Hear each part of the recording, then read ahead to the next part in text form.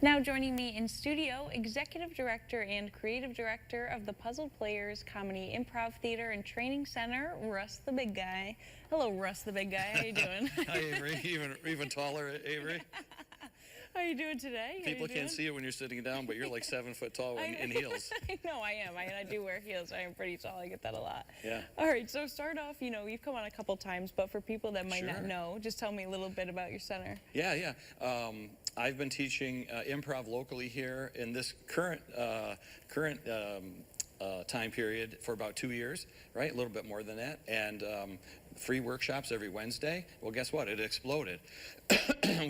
We ran out of space at the library, and some wonderful people who own the Cinema Saver in Endicott invited us to bring our workshops over there. Well, we've taken over the big theater, the lobby. We do free workshops every Wednesday. We have ticketed shows once a month, second Friday of every month. Next month, we're adding a second show. It'll be the fourth Friday, and it's going to be long form improv. So if anybody's ever gone to like Upright Citizens Brigade Theater or familiar with the Herald from Chicago, and those types of things, so it'd be a lot of fun. We give people a little teaser in our regular shows, which are all short form, gamey, sort of whose line is it anywhere types of things. Yeah. But we do a couple long form samples in there so people can kind of get a feel for it. Yeah. All so right. free shows and lots of other things, Guitar Center recitals. We have a movie premiere coming up. Lots of other things we're adding. There's a lot's coming up. We're That's gonna add good. more and more. Yeah, no, that's exciting. Yeah. You might wonder why I'm dressed in a referee shirt. Yeah, and you're right here. It's perfect. You're matching him. So luckily I had a red hat.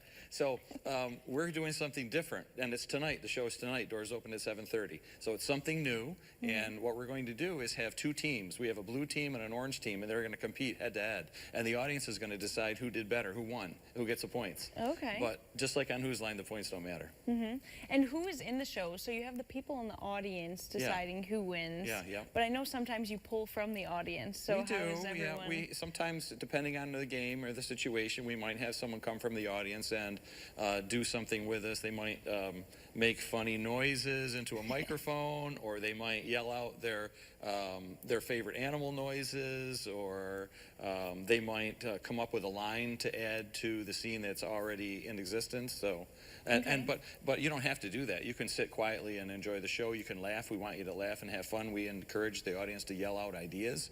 So that's kind of the way we prove that we're making things up, is we have the audience give us suggestions. So they might give us a relationship between two people and where those two people might be meeting, or they might just yell out a word, which would then inspire the players to come up with something based around that. All right. Yeah. So with the teams too, just getting a little more into it, I guess. Sure. Does the audience is picking what the teams do? Like, well, we have an orange team and a blue team, and one of the things we're going to do is called New Line, for example. And so we'll have two people from the orange team come out. They'll start doing a scene. I'll be yelling New Line, and whoever said the last line has to say something different, and I'll yell New Line again and make them sometimes do it 2 or 3 times. So that's one thing. I might change the genre in the middle of their scene, turn it into a Western or a science fantasy or like an action adventure, and then they have to make the switch right away. So we'll have them do that, and then we'll have the blue team send out 2 people. They'll do the exact same thing, and then we'll have the audience decide. And sometimes we'll have one person from the orange team and one person from the blue team come out, and they will be in a scene or do a game and compete sort of against each other, but with each other. So yeah, it's an interesting dynamic. Normally everything we do is helping each other, supporting each other, so we don't do this competition thing very often. But they wanted to do something different for March Madness, instead of sports related, so we're calling it Comedy Madness. No, I think this is a great idea. I think this is fun too. And I have the whistle. I promised the people in the control room I wouldn't blow it. I won't. Oh my God, I got so quiet. I was like, ooh. I know, they're hitting buttons back there. Right, they just took the thing all the way down. All right, so, I think that this is really interesting, improv too. What would you recommend for people to do if they might be interested? I know you have your Wednesday and Thursdays, right? That's it. So well, shout those out a little bit. Yeah, I mean, a lot of people are familiar with Whose Line Is It Anyways from the TV show, which is still running on some cable channel somewhere.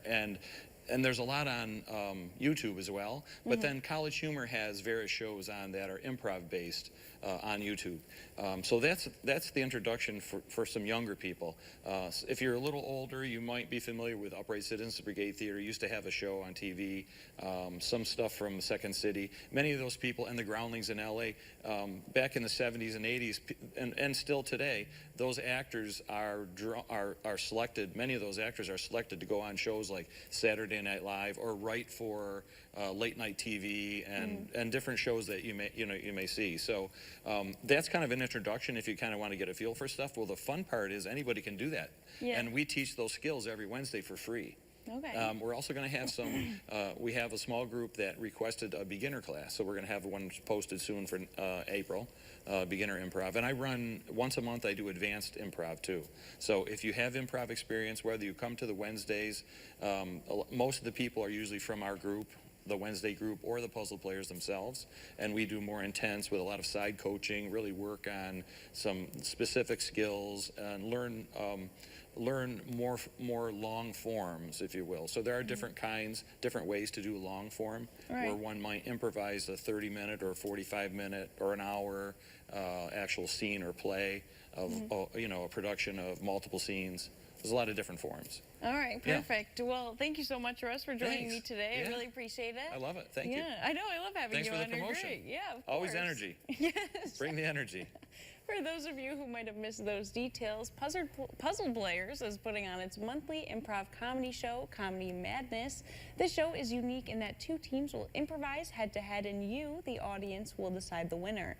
This takes place tonight at 8 p.m. with doors opening at 7:30 p.m. If you're looking for a good laugh and an interactive experience, pop out to 19 Madison Ave in Endicott.